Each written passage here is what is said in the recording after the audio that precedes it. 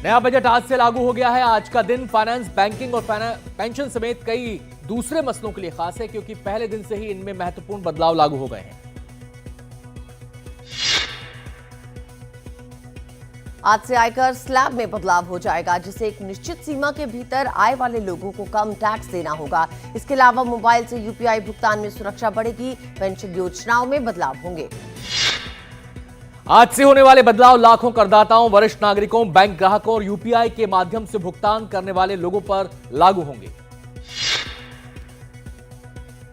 UP के बरेली में दो समुदायों के बीच बवाल हो गया। दोनों ओर से जमकर पथराव हुआ। इस दौरान जमकर फायरिंग भी हुई। झड़प में 3 लोगों को गोली लगी है। फिलहाल मौके पर पुलिस के पहुंचने के बाद हालात सामान्य हैं।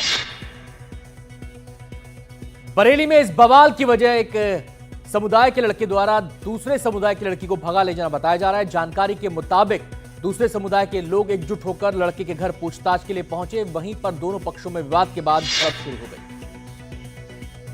कठुआ में फिर से सुरक्षा बलों और आतंकियों के बीच मुठभेड़ शुरू हो गई। ताजा एनकाउंटर कठुआ के पंजथरती इलाके में हो रही है। जानकारी के मुताबिक इस इलाके में कुछ आतंकवादी छिपे हुए हैं, जिसे सुरक्षा बलों ने घेरा है।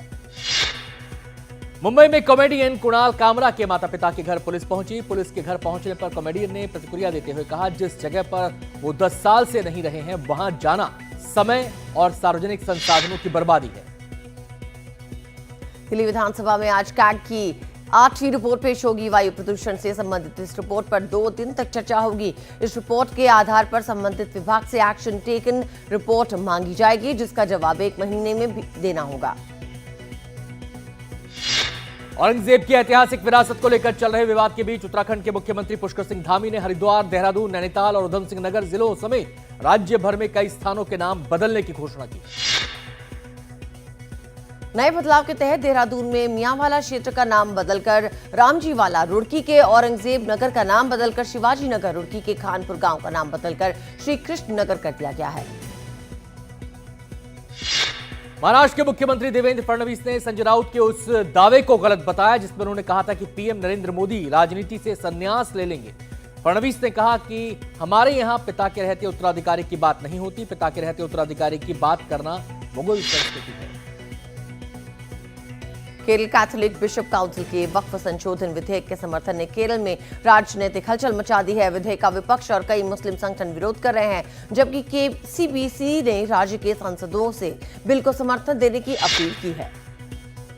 वक्फ बिल पर जेडीयू ने सरकार को अहम सुझाव दिए हैं। जेडीयू के सुझावों को तरजीह दी गई है। सूत्रों के अनुसार जेडीयू ने सरकार से कहा है कि नए कानून को पिछली तारीख से लागू नहीं करना चाहिए। दिवंगत नेता रामविलास पासवान की पहली पत्नी राजकुमारी देवी ने अपने देवर पशुपति कुमार पारस और रामचंद्र पासवान की पत्नी पर पैतृक संपत्ति को लेकर परेशान करने का आरोप लगाया है। राजकुमारी देवी का कहना है कि दोनों ने मिलकर उनके कमरे में ताला लगा दिया, जिससे उनकी तबीयत खराब हो गई। राजकुमारी देवी ने चिराग पासवान से इस विवाद को जल्द सुलझाने की अपील की है। बिहार में पूर्वी चंपारण पुलिस ने डीबीआर और विंड मेकर कंपनी के मालिक अनामुल अंसारी की गिरफ्तारी के लिए इनाम का ऐलान कर दिया है। दरअसल 2 दिन पहले रक्सौल में छापेमारी के बाद अनामुल अंसारी की कंपनी से पुलिस ने 568 लोगों को छुड़ाया था।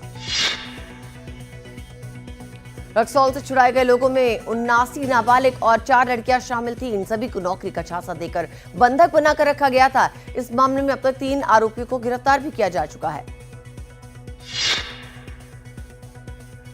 नोएडा लैम्बोर्गिनी हादसे में आरोपी का ड्राइवर दीपक को सूरजपुर कोर्ट से जमानत मिल गई है। आरोपी दीपक दिल्ली एनसीआर में ब्रोकर का काम करता है। यह भी पता चला है कि हादसे वाली लैम्बोर्गिनी कार यूट्यूबर मृदुल की है। मृदुल को पूछताछ के लिए पुलिस बुला सकती है। फिल्म डायरेक्टर सनोज मिश्रा को एक रेप केस में गिरफ्तार कर लिया गया है। सनोज मिश्रा महाकुंभ में वायरल हुई मोनालिसा को एक्टिंग का ऑफर देने के मामले में सुर्खियों में आए थे। बांग्लादेश के अंतरिम प्रमुख मोहम्मद यूनुस ने एक बार फिर अपनी भारत विरोधी योजना को आगे बढ़ाया है। दरअसल अपने चीन दौरे के दौरान उन्होंने न केवल चीन को बांग्लादेश में चिकन नेक के पास निवेश के लिए आमंत्रित किया, बल्कि ये कहते हुए भी सुने गए कि भारत के 7 पूर्वोत्तर राज्य लैंडलॉक्ड हैं और बांग्लादेश इस पूरे क्षेत्र के लिए समुद्र का एकमात्र संरक्षक है। म्यांमार में भूकंप से मारे गए लोगों की संख्या 2000 से ज्यादा हो गई है। मलबे में अब भी बहुत से लोगों के दबे होने की आशंका है, लेकिन उनके जिंदा होने की उम्मीदें खत्म होती जा रही हैं। म्यांमार में चाइनीज रेस्क्यू टीम ने मलबे से एक गर्भवती महिला और बच्चे को बाहर निकाला। भूकंप के हादसे से चाइनीज रेस्क्यू टीम मलबे से 4 लोगों को बाहर निकाल चुकी है। बैंकॉक में भूकंप से गिरी बहुमंजिला इमारत में मरने वालों की संख्या 13 हो गई। इनमें 8 महिलाएं भी शामिल बताई जा रही हैं। ईद पर पाकिस्तान में एक और टारगेट किलिंग हुई है। इस्लामिक संगठन के नेता कारी अब्दुल रहमान की हत्या कर दी गई। अज्ञात हमलावर ने अब्दुल रहमान को गोली मारी।